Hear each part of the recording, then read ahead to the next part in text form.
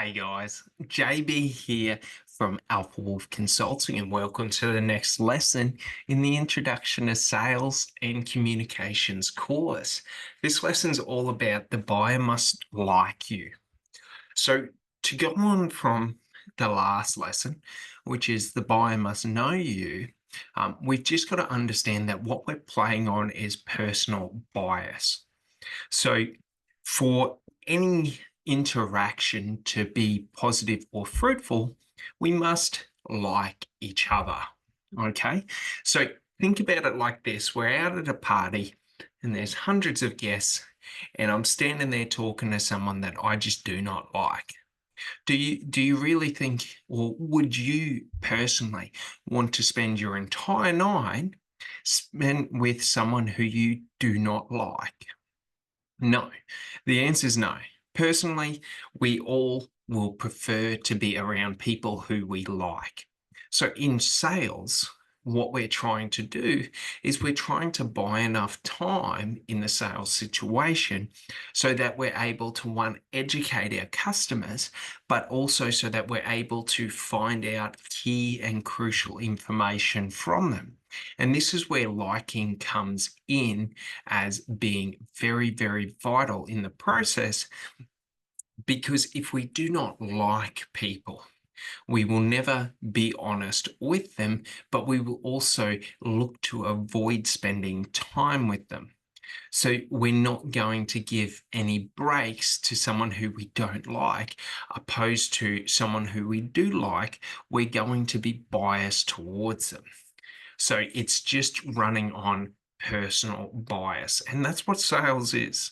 Sales is entirely made up on personal bias. And people can argue whatever they want about whatever they think about any bullshit, about how sales is all about persuasion and being, you know, this person who can just persuade with their words. But it doesn't work like that. If you do not like me, you will not listen to me. If you do not like me, you will not buy products from me. If you do not like me, you will not value or listen to what I say, no matter how accurate or honest or true what I say is. And the reason for this is just personal bias. I don't want any benefits from someone who I despise. So in sales, what we're trying to do is we're trying to break down the interpersonal barriers and create environments where we're able to relate and connect to potential buyers at a very high level.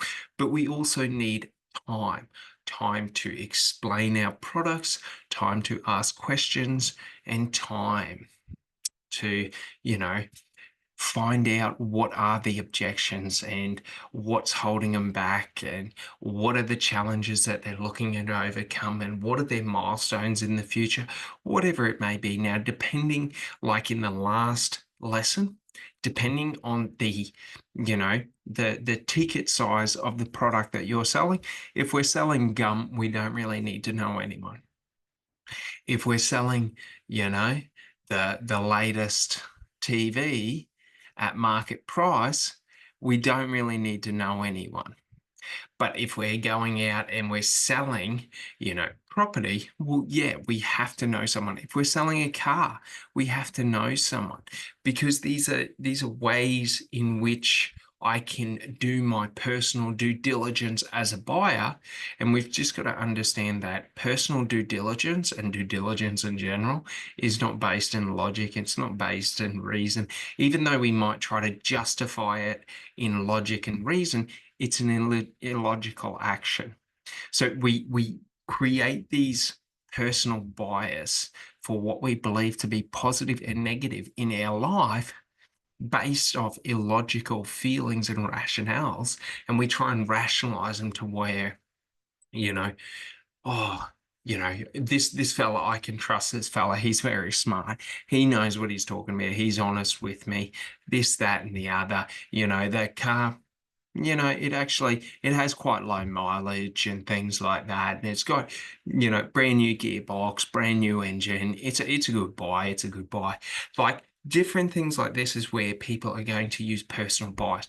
But we've just got to understand that people don't buy based on logic, they buy based on emotion.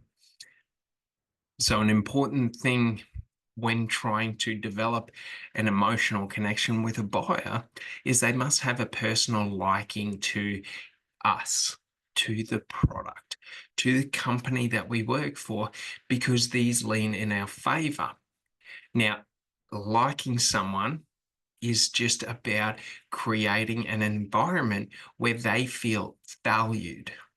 So when we're trying to get a buyer to like who we are trying to show them that we value them at a high level, that we value what they think about, we value what they think is important to us. Now, it doesn't have to be that, I got customers coming in to buy a car and they value safety, and then that's our primary concern, because it's not our primary concern. For that customer, safety is the primary concern. For us, our primary concern is finding the right vehicle for the right customer.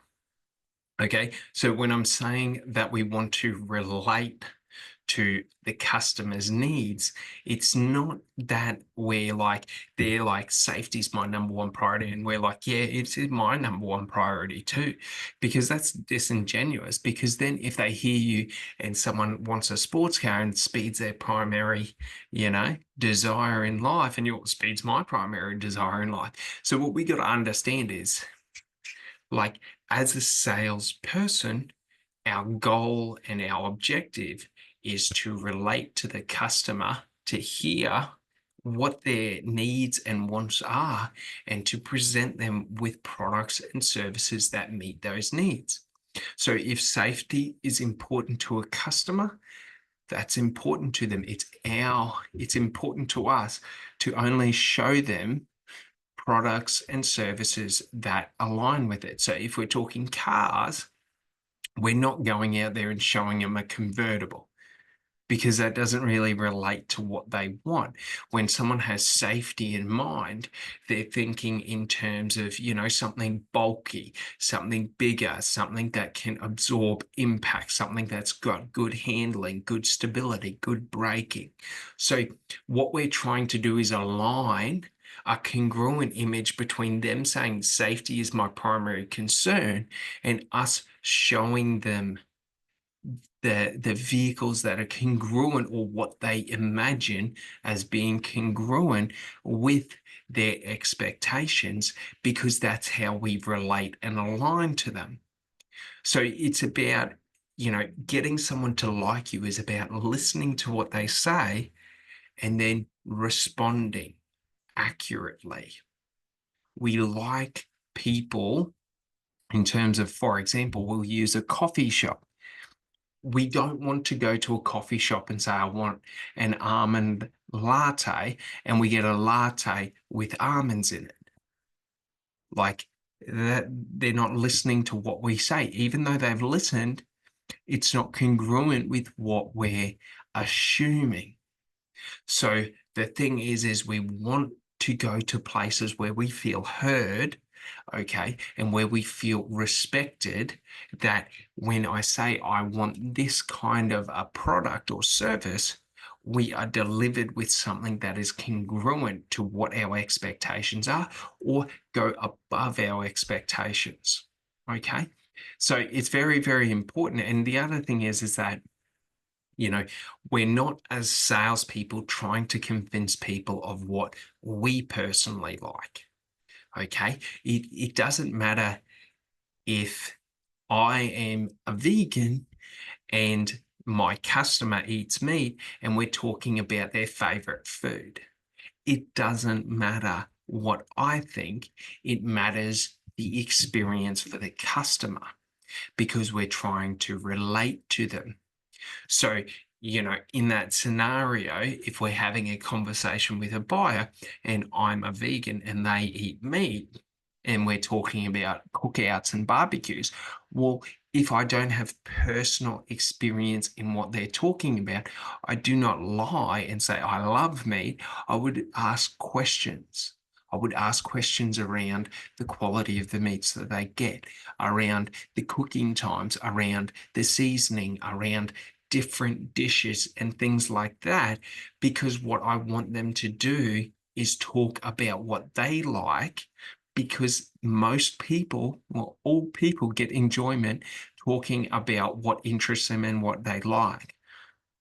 So I don't have to like the same things as other people to relate and align to them.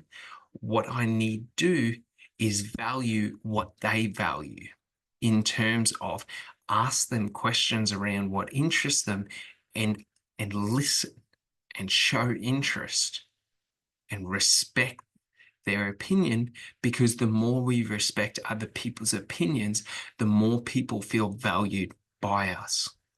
Okay, so that's the important thing, is that what we're trying to do is, these three key aspects of any sale is just we have to make sure that we're relating to a customer so that the customer understands who we are as salespeople.